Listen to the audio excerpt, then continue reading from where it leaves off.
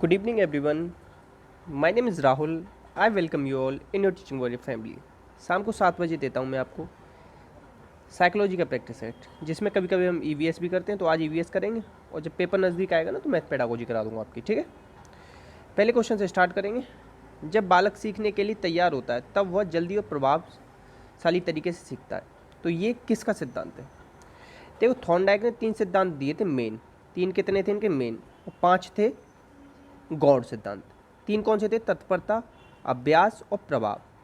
ठीक है, मतलब जब तक तैयार नहीं हो, तैयार मतलब तत्पर नहीं होगा। जैसे कि मैं आप लोगों के लिए कितनी वीडियो बना लूँ, जब तक आपके मन में नहीं होगा ना कि वर्ग 3 क्लियर करना, तब तक कुछ नहीं हो सकता। या सीटेट क्लियर करना, यूपीटेट क्लियर, जो भी टीचिंग एग्जाम है, जब तक आप लोग खुद से तत्पर नहीं होगे ना, चाहे मैं कैसा भी पढ़ डालूँ, आप नहीं पढ़ोगे। ठीक है, और इन्होंने 3 ही प्रकार की बुद्धि बताई थी, अमूर्त, सामाजिक और यांत्रिक। और यांत्रिक को ही गैरेट ने, किसने? गैरेट और है जिन्होंने 3 बताई थी, अमूर्त, सामाजिक और यांत्रिक को क्या कह दिया था उन्होंने? मूर्त। ठीक है, इतना याद रखना। और थॉर्नडाइक के और सिद्धांत को क्या कहा जाता है? उद्दीपक अनुक्रिया सिद्धांत। क्या कहा जाता है? SR, stimulus response theory. ठीक है, और इसी को क्या कहा जाता है? बहुकारक सिद्धांत या बालू का सिद्धांत। ठीक, समान अवयव सिद्धांत, संयोजनवाद सिद्धांत, कल्पना एवं विचार शक्ति का सिद्धांत। ठीक है, और सीएबीडी टेस्ट किया था इन्होंने। थॉर्नडाइक, इतनी सारी जानकारी दे दी मैंने आपको। और स्किनर का क्या है? स्किनर ने देखो पहले तो चूहे पर प्रयोग किए थे, फिर कबूतर पर किए थे। ठीक है, चूहे पे कब किए थे उन्होंने? 1938 में किए थे। कब किए थे? 1938 में। और 1943 में किस पे किए थे? कबूतर पे किए थे। आए पूछा गया। और ये व्यवहारवादी है। स्किनर कौन है? व्यवहारवादी। ठीक है, और इनकी एक किताब है the behaviour of organism. The behaviour of organism, BOSS, ऐसे स्किनर, ऐसे याद कर लो। बिहेवियर ऑफ ऑर्गेनिज्म किसकी है? बिहेवियर ऑफ ऑर्गेनिज्म किसकी है? स्किनर की। ठीक है, इतना याद रखेंगे। और इन्होंने शेपिंग चैनिंग के बारे में भी बात करी, शेपिंग और चैनिंग, जिसको कि आज मैंने क्वेश्चन लिया है वो समझा दूंगा आगे। और सक्रिय अनुबंधन भी कहते हैं इसे। क्या कहते हैं इसे? सक्रिय अनुबंधन। पावलव ने किस पर प्रयोग किया है? कुत्ते पर प्रयोग किया है। किस पर? कुत्ते पर प्रयोग किया है पावलव ने। और बाटसन ने इन्हें समर्थन दिया था। किसने समर्थन दिया था? बाटसन ने। कुत्ते पर प्रयोग किया था। और कौन थे ये? बताओ आप लोग, कौन थे? इन्हें क्या बोला जाता है? ये रूस के थे, पहली बात तो ये बता दूँ। और शिक्षा जगत का पहला सिद्धांत है ये। ठीक है, इतना याद रखेंगे आप। और 1904 में इन्हें क्या मिला था? नोबल मिल गया था, नोबल पुरस्कार। ठीक है, इतनी चीज़ों को याद रख लेना। और ये बायोलॉजिस्ट थे जो मैं बताना चाह रहा था। कौन थे? बायोलॉजिस्ट थे। कुर्टलैब ने क्या दिया? इन्होंने क्षेत्र सिद्धांत दिया। देख रहे हो, एक क्वेश्चन से मैंने कितने, कम से कम आपको 20 क्वेश्चन बता दिए, और सारे आए हुए हैं। इसमें से कौन सा पुनर्वलन का प्रकार नहीं? सकारात्मक, शारीरिक दंड, नकारात्मक, तीनों होता है। उपयुक्त में से कोई नहीं। सारे ये पुनर्वलन के प्रकार हैं तीनों। ठीक है, और सबसे अच्छा कौन सा होता है? सबसे अच्छा होता है आनुपातिक पुनर्वलन, या ऐसे समझो, जो हम ना बिना बताए और कुछ कुछ अंतराल पे देते हैं ना, वो सबसे अच्छा होता है। ठीक है, डेली डेली किसी को पुनर्वलन दोगे ना तो फिर वो पुनर्वलन काम नहीं करेगा। जैसे आज अगर बच्चे ने काम किया या नहीं किया, तुमने चॉकलेट दे दी, कल करके लाया तो चॉकलेट दे दी, तो बच्चा कहेगा चॉकलेट तो मिलनी है, काम करो या मत करो। तो थोड़े थोड़े टाइम बाद देते हैं पुनर्वलन। ठीक है, अधिगम कार्य के लिए विद्यार्थी की तत्परता आकलन करने के लिए कठिनाई, मतलब बच्चा तत्पर है कि नहीं, वही तत्परता का नियम। किसका? थॉर्नडाइक का, जो पहला नियम है, सबसे मेन नियम है, तत्पर होना। ये इस बात को पता करना शिक्षक के लिए, टीचर के लिए, ये बात पता करना कि बच्चा तत्पर है पढ़ने के लिए या नहीं, ये कैसे पता पड़ेगा? ये ऐसे पता पड़ेगा क्योंकि तत्परता के सभी तत्व, जितने भी तत्व होते हैं ना परिपक्वता के, वो एक साथ परिपक्व नहीं होते। ठीक है, आंसर हो जाएगा ये। अब देखो, इन्हें देख लो, थोड़ा सा इन्हें समझा देता हूँ। सीखना विकास की प्रक्रिया है, किसने कहा है? सीखने से विकास होगा, सही बात है। बुड है, बुड मतलब गुड है, ऐसे याद हो, गुड बुड, और अच्छी बात है, सीखने से विकास होता है। ठीक है, अधिगम प्रक्रिया के 2 तत्व आधारित है। किस किस पर आधारित होती है? परिपक्वता पे होती है। अधिगम कैसे होता है? परिपक्वता और अनुभव, दोनों चीज़ों का होती है हमारी अधिगम प्रक्रिया आधारित। ठीक है, अधिगम की प्रक्रिया क्या है? चेतन और अचेतन रूप से होती है। और इन दोनों की बात किसने की? चेतन अचेतन की, फ्राइड ने। इड, ईगो, सुपर ईगो कहा है ना उन्होंने।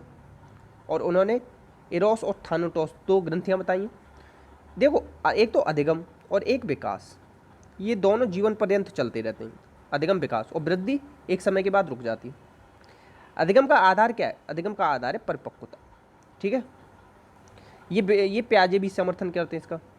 प्याजे वो क्या कहते हैं? वो कहते हैं कि पहले परिपक्वता होगी फिर अधिगम होगा। ठीक है, देखो नेक्स्ट क्वेश्चन है आपका, मनोविज्ञान का क्षेत्रवादी सिद्धांत ये किसने दिया? देखो कुर्ट लेविन जो है ना आपके गेस्टाल्टवादी, कौन है गेस्टाल्टवादी, जो कि कब आया था 1912, और गेस्टाल्ट संप्रदाय के जनक कौन है? बर्दीमर। कौन है? बर्दीमर। 3 क्वेश्चन बता दिए 1 सेकंड में। तो ये क्षेत्रवादी सिद्धांत जो है ना ये दिया था कुर्ट लेविन ने। ठीक है, और ये तीनों इंपॉर्टेंट नहीं है आपके में बिल्कुल भी। और इन्होंने एक टर्म और दी थी, लाइफ स्पेस, बहुत ज़्यादा पूछी है ये, सीटेट में तो बहुत बार आई है, एमपी वर्ग में भी रिपीट होगी। तो ये लाइफ स्पेस वाला याद रखना है, क्या दिया था इन्होंने? Life space. और इन्होंने का सिद्धांत कब आया था? 1917 में। देखो उपचारात्मक विधि कब करी जाती है? उपचारात्मक विधि पहले निदान किया जाता है। निदान में मतलब क्या करते हैं? पहचान। ठीक है, क्या करते हैं सबसे पहले? निदान। अब देखो ये और पूछा गया है, आज ही मैं एक टेस्ट लगा रहा था, वहाँ पे लिख के आया था कि इनका ऑर्डर बताओ निदान करने के, वो है चरण। तो सबसे पहला चरण जो होता है ना, चाहे निदान का चाहे उपचारात्मक, इन दोनों का पहला है ऑब्जेक्टिव सेट करना। क्या करना? ऑब्जेक्टिव क्या है तुम्हारा। और निदान का आखिरी होता है क्या? कि रेमेडी करना। रेमेडी मतलब उपचार करना आखिरी में। और इसका उपचारात्मक का आखिरी क्या होता है? सपोर्ट करना। अगर ये 4 याद रख लिए, पहला और आखिरी, तो आप वहाँ पे ऑप्शन से लगाए होगे। याद रखना दोनों में पहले ऑब्जेक्टिव देखते हैं, और इसमें पहले आखिरी में क्या आता है? निदान में उपचार आता है, और इसमें सपोर्ट आता है। तो ये किसके लिए होता है? समस्यागत बच्चे के लिए होता है। सामान्य बच्चों को उपचार करने की क्या जरूरत है? सामान्य बच्चों के लिए भी कोई जरूरत, प्रतिभाशाली को बिल्कुल जरूरत नहीं उपचार की। उपचार की किसको जरूरत है? दिक्कत किसको है?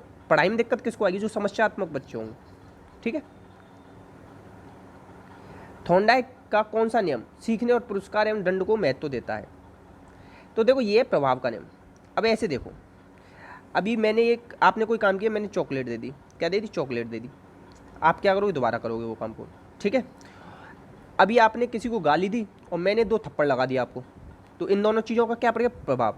और इसी से क्या होता है? बच्चा सीखता है। क्या होता है? सीखता है। तो सीखने के पुरस्कार या दंड, अगर पुरस्कार मिलेगा तो बार बार करोगे काम को, और थप्पड़ लगा दूंगा तो नहीं करोगे।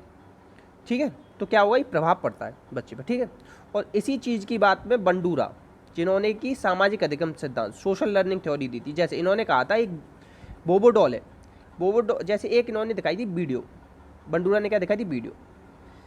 वीडियो के अंदर क्या कर रहा था? मार पिटाई हो रही थी, मतलब डॉल को मारा जा रहा था। तो इस बच्चे ने भी आके ना अपनी डॉल को मारा। किस बच्चे ने मारा?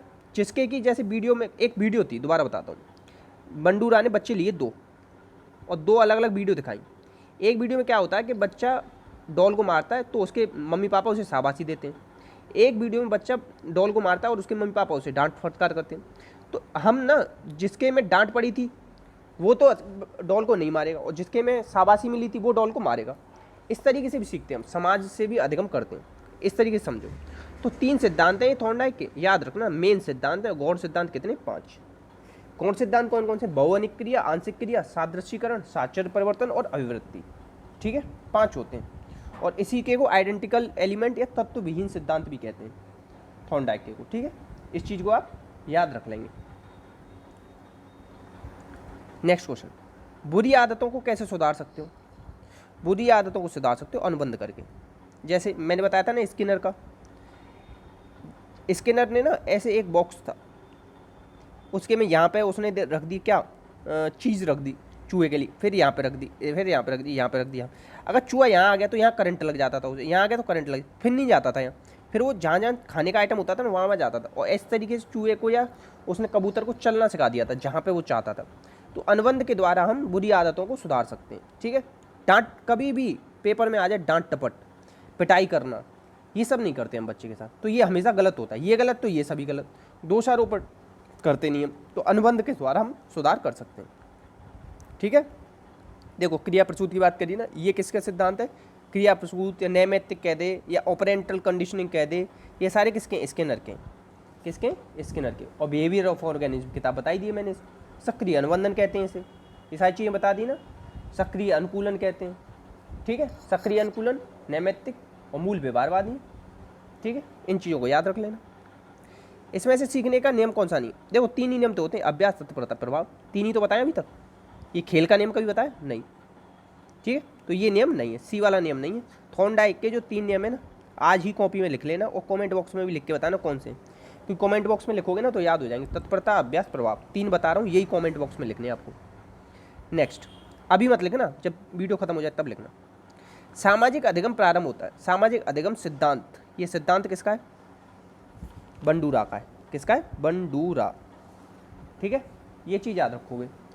और इन्होंने 4 स्टेज बताई, अटेंशन, रिटेंशन, रिप्रोडक्शन और मोटिवेशन।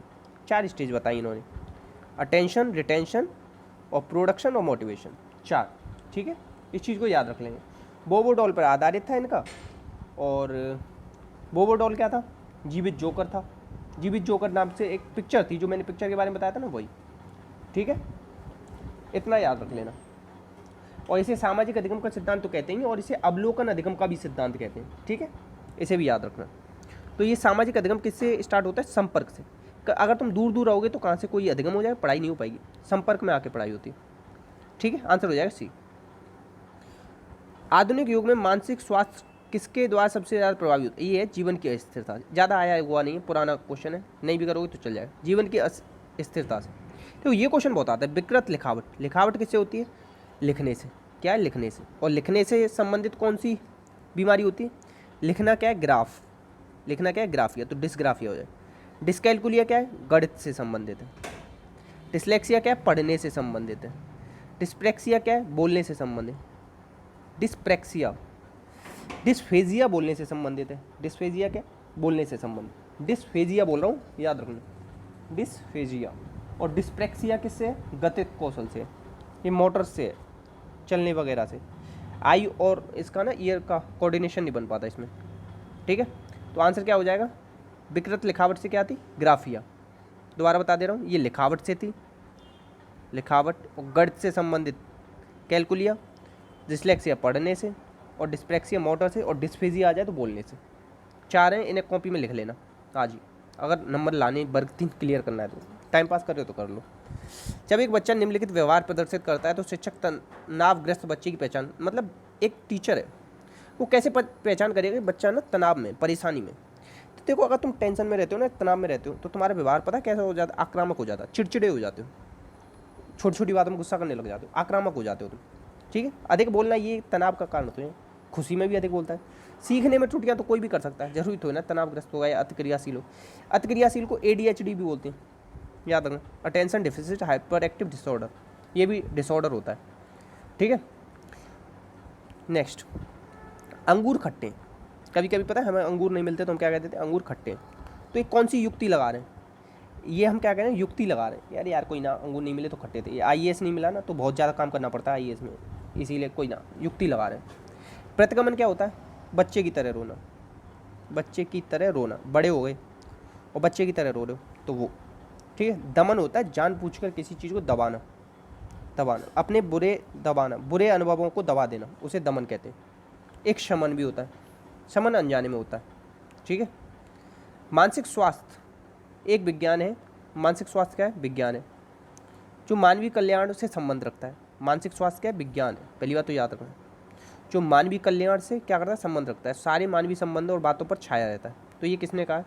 ये तो मुझे भी नहीं पता, देख लेते हैं। सही है, क्रो एंड क्रो। इसकी ना परिभाषा बहुत ज़्यादा आती है। एक चीज़ हमेशा के लिए ट्रिक बना लो। क्या बना लो? ट्रिक। अगर ऑप्शन में क्रो एंड क्रो दिया है ना, तो इसे लगाया ना, 99% चांस है कि आपका सही हो जाए। इनकी कम बहुत ही 0 नंबर पर मिलती है इनकी। और बोरिंग ने एक कही है स्थाई। बोरिंग की एक जब परिभाषा है ना, तो उसमें एक शब्द दे रखा है स्थाई, हमेशा मिलेगा बोरिंग की में, स्थाई ढूंढ लेना। ठीक है, और मानसिक स्वास्थ्य क्या है? विज्ञान है। और विज्ञान क्या है? कौओं का विज्ञान है, ऐसे याद रखना। ठीक है, अब मैं आपको EVS करा देता हूँ।